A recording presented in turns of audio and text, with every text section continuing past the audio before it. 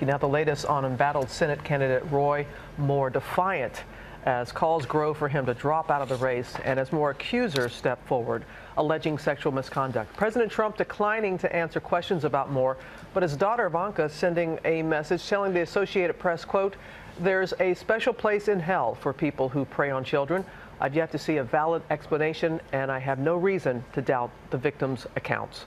Our chief national correspondent Tom Yamas following the developments in Birmingham, Alabama. Good morning, Tom. Robin, good morning to you. A lot of new developments to get to. As you mentioned, the pressure from Washington is real, and there are now even more allegations. But despite all that, we're still talking to lots of Roy Moore supporters who still support him. They don't believe those accusers, and they want to know why all of this information is coming out nearly 40 years later. Overnight, additional women coming forward saying Roy Moore sexually assaulted or badgered them when they worked at the local mall in Gadsden, Alabama. There's a lot of shame to this. Becky Gray, 22 at the time, says Moore kept asking her out and would linger by the restrooms. Parents are dropping off their 12-year-olds and, 13-year-olds, 14-year-olds. I mean, come on. So anyway, I just thought that was really creepy. Gina Richardson also worked at the mall, and she says Moore hit on her, telling the Washington Post Moore called her at her high school. "Gina, this is Roy Moore." I was like, "What?" He said, "What are you doing?" I said, "I'm in trig class." Richardson says Moore later gave her an unwanted, forceful kiss that left her scared. Moore has denied all accusations of sexual misconduct, and this morning is fighting back and trying to poke holes in at least one of his accusers' account of sexual assault. Mr. Moore attacked me when I was a child. After Beverly Nelson publicly accused Moore of sexually assaulting her when she was 16, her attorney said this. Has Ms. Nelson had any contact with Roy Moore since the incident? No. Right. No, none. But Moore's attorneys say that's not exactly true. As it turns out, in 1999, Ms. Nelson filed a divorce action, and the judge assigned was Roy S. Moore, circuit judge of Etowah County. There was contact.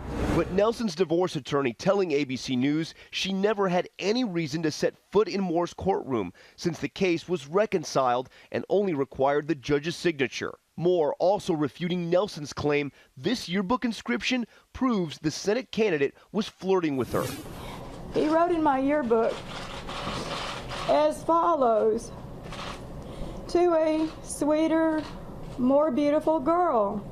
I could not say Merry Christmas. Christmas 1977.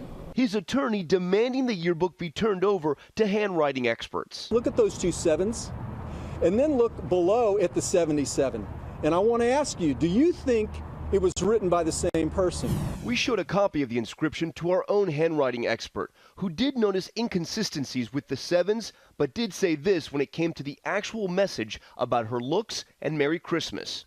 I don't have all the facts to make a 100% opinion, but from what I've seen, it looks very authentic and genuine that he did write at least part of that note and signed his name.